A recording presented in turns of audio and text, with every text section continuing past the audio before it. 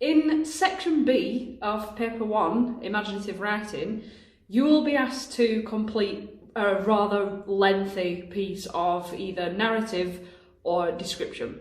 In this video, we're going to look at how to structure a narrative. There will be another video as well on how to structure a description, but in this case we're going to look at one of 3 possible methods for structuring a narrative. That first method we're going to look at is called Freytag's pyramid of narrative structure. So first of all, we need to understand what is expected of a narrative. If we look at the dictionary definition, we can see here that it is a spoken or written account of connected events. In other words, a story. The key word here is events. A story must contain events to engage the reader and move the story along. So how do we make our events interesting? How do we make our reader wonder what's going to happen next? Well, the answer to that is exposition. The first point on Freytag's pyramid of narrative structure. We need to give the reader clues or warnings of what's going to come. Readers absolutely love to make predictions about what's going to happen, and more so than that, they love it when they are actually correct.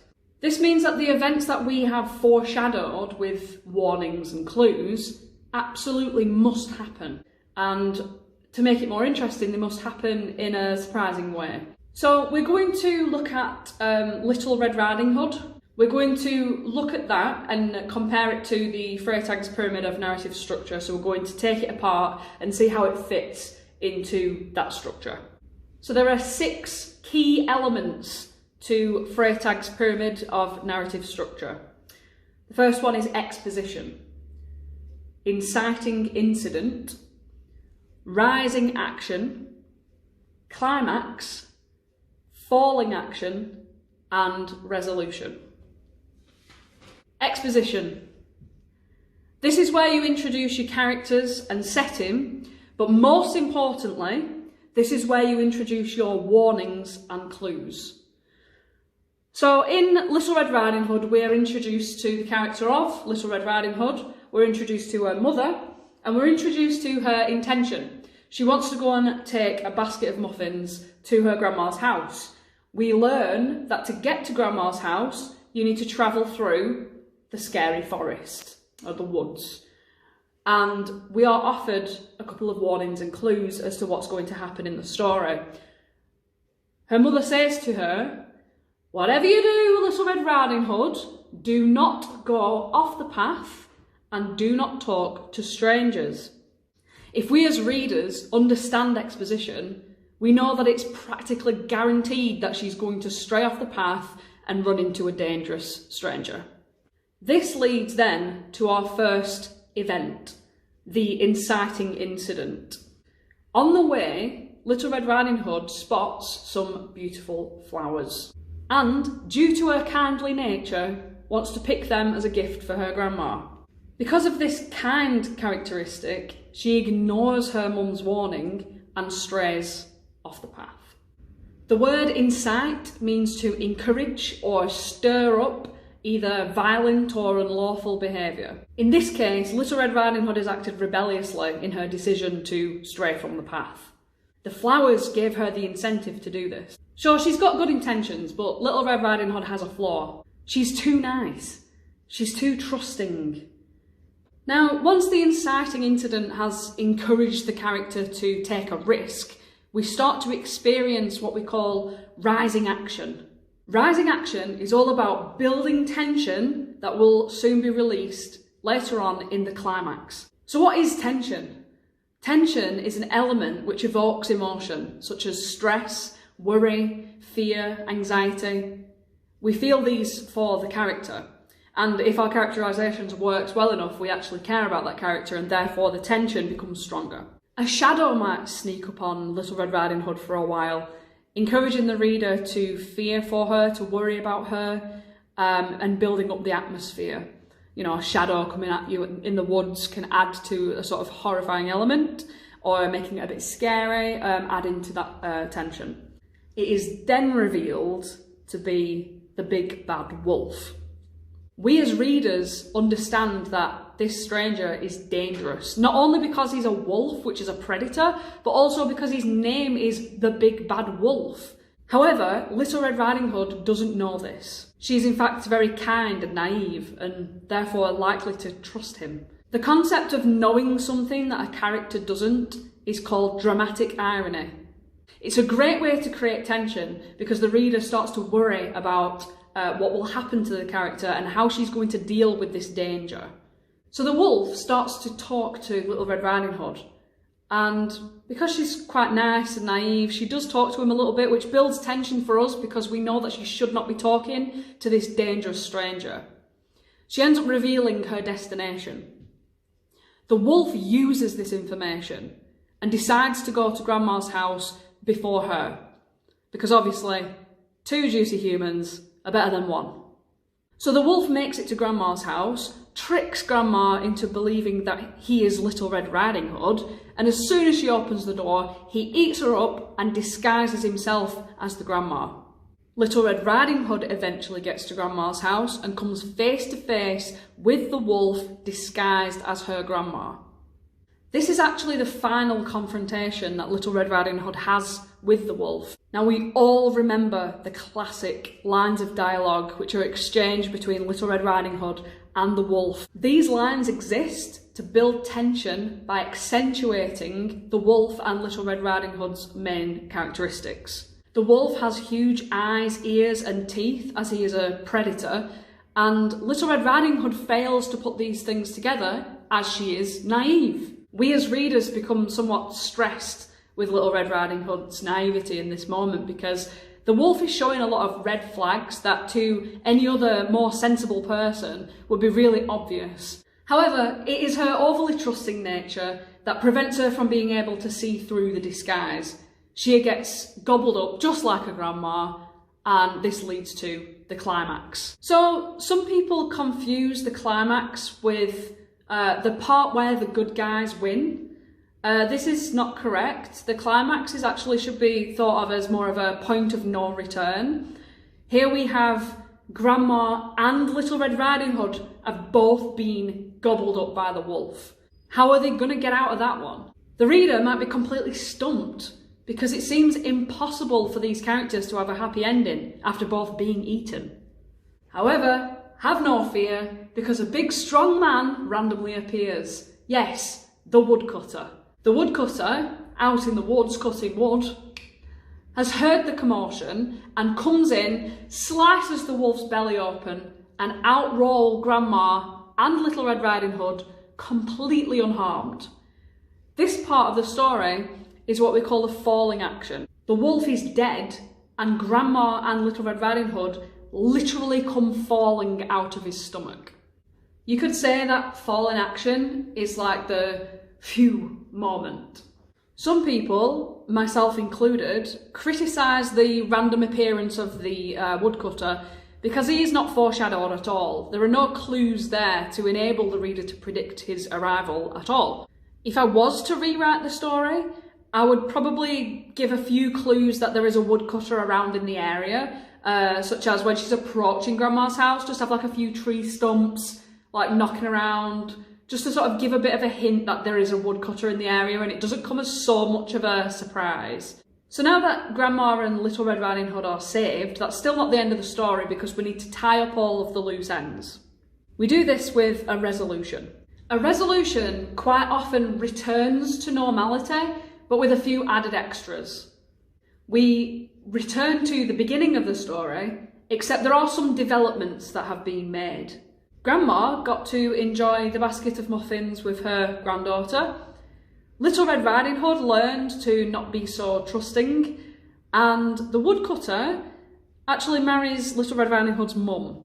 All the characters' wants or needs are tied up neatly at the end. This creates a satisfactory ending for a reader, as they are no longer left worrying or wondering what's going to happen. Of course, some writers like to play with different resolutions. If we were to change the genre of this story from fairy tale to horror, We might have an unhappy ending where it seems happy, everyone's fine. Little Red Riding Hood's enjoying the wedding meal of her parents, her new woodcutter dad. But we could have like a slow zoom away from that and have a different wolf looking through the window at the end as a sort of like a cliffhanger to give you the message of, you know, this kind of thing still happens. Like there are still predators outside, just to remind the reader that all might be well for now, but there are still dangers to come. And perhaps that reader as well might be satisfied with the fact that it's not a happy ending. Some people get bored with the cliche of, and everybody lives happily ever after. If you are interested in unhappy endings or cliffhanger endings, Goosebumps is really good for this. If anything, the author R.L. Stine prides himself on the ability to craft a perfect cliffhanger, so much so that he actually does it at the end of every single chapter. Alright, so I'm going to use this structure really quickly to plan my own plot structure. So I'm actually going to do this off the top of my head, and I'm going to try to cut this video as minimally as possible, just to show you that it's really this easy to just start coming up with ideas. So I'm going to put my notes away, and I'm going to use an old GCSE prompt, which one of the questions, one of the prompts for a narrative would be a time when a holiday went wrong. So if I think about holidays, I haven't actually been on many holidays abroad. I've only ever been abroad once when I was 11 years old. So as that's a standout experience for me, I will use that. I'll talk about my holiday in Lanzarote. So if I'm considering exposition, the thing I want to think about the most is warnings and danger. So what kind of danger did I come up into when I went to Lanzarote? Well, there was one thing, there was a bit of bad weather. We stumbled into a bit of bad weather. I experienced a hurricane on the ocean, and I remember the palm trees were just horizontal, which was quite interesting and scary, but nothing actually happened. Another thing is we went to see a volcano that was dormant, and I was terrified because I was just thinking the whole way walking up this volcano, I was just thinking, are we all crazy? This volcano could just explode at any moment. But still nothing happened. And then I remembered when we went to the beach. Now, I think this moment was quite scary, but for myself at 11 years old, I don't think I realised how dangerous this was.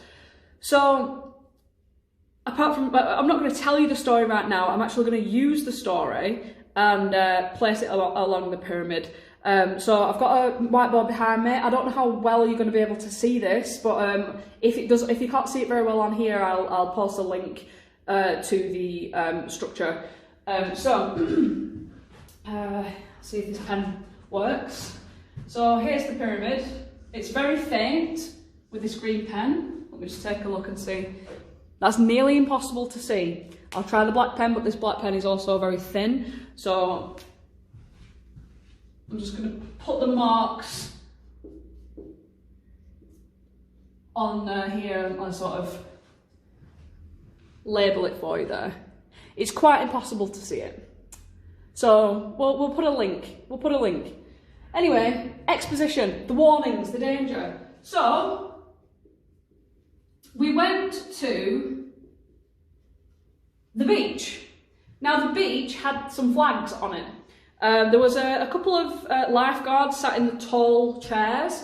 That's exposition enough. If I just said I was 11 years old and I was walking down to the beach, and the first thing I noticed is the diligent posture of the lifeguard. He was to attention. He was looking out for danger. That's going to tell the reader that this is a likely spot where danger might happen. Above him, sort of like attached to a sort of I don't know, like a stick, a mast, attached to a mast, there was a flag system, which they had. If the flag was green, that meant that the little cove area was safe. If it was orange, it meant that there was a shark in the ocean, but nearby, it wasn't actually in the closed off bit of the sea. Because, sorry, I'm not explaining this very well. There was a sea surrounded by rocks, and there was a tiny gap that led out into the ocean. the beach was on the other side of that. So you had your beach, you had your bit of sea where the kids could play, there was rocks all around it that came to a point, and then a small gap which led out into the ocean. Now, orange flag meant that there was a shark outside outside of the perimeter of the bay, but a red flag meant that there was a shark in the bay. So I would, in my exposition, explain the flag system. I could do that. By using dialogue. I could say that me as a child, I asked my dad what the flags meant, and I could just have a little bit of dialogue between the child and the father. Obviously, we could have visual exposition as well, such as the fact that there is a lifeguard sat there. I could even say that there was a sign on the wall which explained the flag system. Either way, we need to set up the fact that we know that there's going to be some sort of danger in this story and that it will definitely happen. So, inciting incident.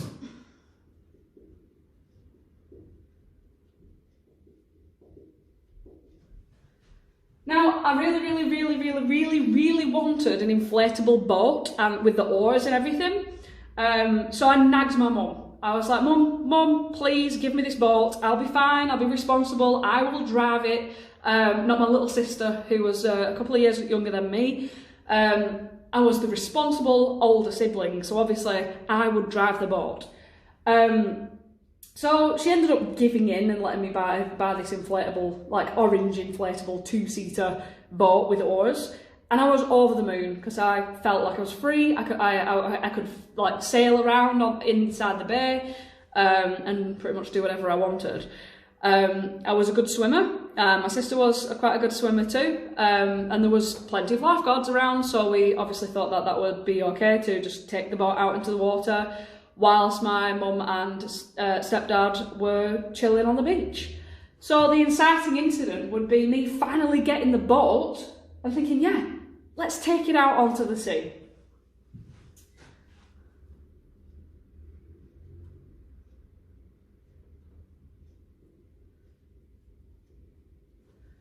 Now, rising action, we need to build that tension. So, if anyone's seen Jaws, some of the best tension building I've ever, heard in this case, is the music. You know, the dun dun. You just know that something's coming. Well, we didn't have that music in Lanzarote because we were just outside on the beach. There were kids shouting and screaming. We'd pushed the boat out and we'd started to row out to sea. My sister obviously wasn't rowing. She was quite happy to sit back and relax. And I was happy just figuring out how to actually control a boat for the first time in my entire life. Adding that piece of information would be rather interesting because it was the first time I had ever driven or rowed a boat before in my life. That's kind of a flaw because I don't know how to do it. I didn't know how to do it at the time, which puts me in a vulnerable position. If there was something coming to get me, I probably wouldn't be able to get out of there quick enough. So we went out there. We saw a few sort of concerned looks from lifeguards after a bit of time. Obviously we were out there and playing and chilling. After a bit of time we saw people on the beach start acting a little erratically, but we'd gone so far out that we could only see tiny people being really tiny and waving at us, and I didn't quite put two and two together. And then I saw the orange flag, that there was a shark nearby, and I thought, well, let's remain calm. Obviously the orange flag builds the tension.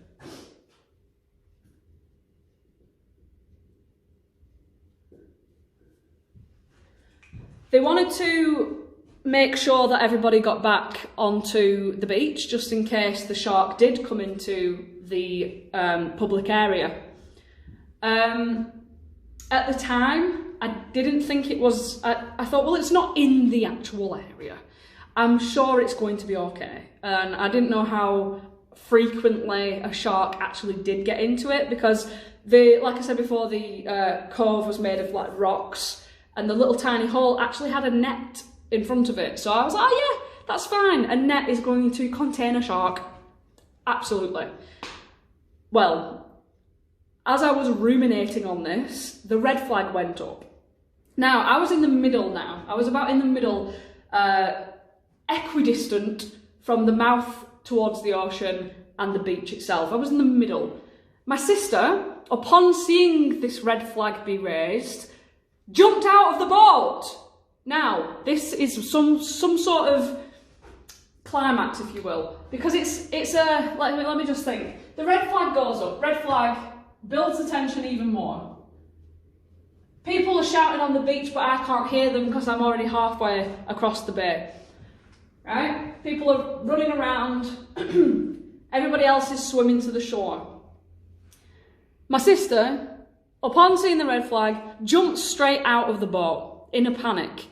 That is some sort of climax, because it directly refers to the point of no return. How is she going to get out of this? I was in an inflatable plastic dinghy, and if I moved, obviously the plastic moved with me, so I was rocking around trying to grab my sister, and it was quite deep. She was only about 9-10 years old. She just started swimming to the shore as fast as she could. I was still in the boat, and I saw several other boats as well come around and try to sort of chase the shark back. It didn't actually ever get to me, but this is where we can embellish. Okay, I never saw the shark. Now that's boring. I never saw the shark. I never saw fin go past. I never saw I never saw a big shiny grey body under the water, right? That's boring. I was in the sea sharing a space with a shark that I never saw. Now, we can embellish this, because in the GCSE they give you free rein to make it up. It doesn't have to be true. It says this can be real or imagined. So you know what that means? That shark saw its fin come out of the water, its head reared up, showing all of its teeth, yeah? That shark is going to chase me and my sister in this story. Now, that's going to contribute to the climax. Her jumping in the water began the climax, the point of no return, okay? I could try and get her back in, but I couldn't because the boat was too wobbly. It's a point where the reader says, how are they going to get out of this now? And then the shark's coming too, which is adding to the tension, adding to that, you know. So what we need to do now is think of how we're going to actually get our characters out of this situation with the falling action, okay? This shark could be snapping at our heels, okay? We could really, really exaggerate this story, but we need to think of a way to get the characters out of it. We could even have the shark actually eat me up. You could have the shark, and we could make it metaphorical. We could have it like Pinocchio, where Geppetto actually gets eaten and lives inside the whale. This shark could have probably fit me and my sister both inside of it. Who knows? Either way, we could just make it as extreme as we want. We can really go as far as we want with this. But we do need some sort of hero. We do need something to happen. So that one of the boats comes round and eventually catches the shark in a net. Something like that. Yeah, it's a little bit of an anticlimax, I suppose. It's a bit like sort of, oh, well, you know, nobody died, you know, nobody got hurt, but it's a damn sight more interesting than what actually happened, which was the red flag went up and everyone said, get out, get out. So my sister did jump in the water, but we didn't see a shark, nothing happened, nobody got bitten, we just safely made our way back to the shore. That's it. But with a shark chase, the fear that the characters are going to get eaten is a little bit more interesting. And we could really end it quickly actually after that as well, with the shark gets captured. As soon as it's about to bite the leg or something, it gets netted and someone catches it in a net, and we eventually go back onto the beach and hug my mum and all that kind of stuff. So obviously the resolution there would be that I pop the dinghy. I get that inflatable boat and I'm like, no, I do not need to play with that anymore. I do not need to be the one who drives the boat because I'm the older sister. In fact, it was actually more irresponsible of me to take my sister out on a boat when the orange flag went up. I should have come back straight away. So there are lessons to be learned in that, but also, you know, you don't want to scare people too much if you're not going for a horror genre. You might want to have a bit more of a happy ending or something like that. But like that story I've just told you might not be the world's next bestseller, okay? But for your GCSE, you can cram a lot of features into that. As long as your structure is fine, your paragraphing is fine, you've got plenty of opportunity to describe the ocean, to describe the people on the beach, or the fear, the chase, being in the water. Maybe your character could like fall under the water and start to drown or something like that. There are so many events within that story, which obviously, like I told you, the most important thing about narrative is events and how your character deals with those events. Okay, so I'm going to add an assessment which is going to be based on just making a narrative plan. I would like you to tackle this even if you do not want to choose narrative in your GCSE, even if you are dead set on all I care about is description, that's all I want to do. I think it's good for you to figure out how to plan something like this. Because you might eventually have a story that you want to share by the time the GCSE comes around. You might read the question and think, oh, wait a minute, I went on holiday and I experienced something strange that I'd like to share or that I know enough about. So please don't pass up, the opportunity to do this plan. You should obviously try to build your skills in all areas so that you're just well equipped by the time it comes to the exam. So you don't have any grey areas or you don't have any blank parts in your mind. You just pretty much know how to tackle anything.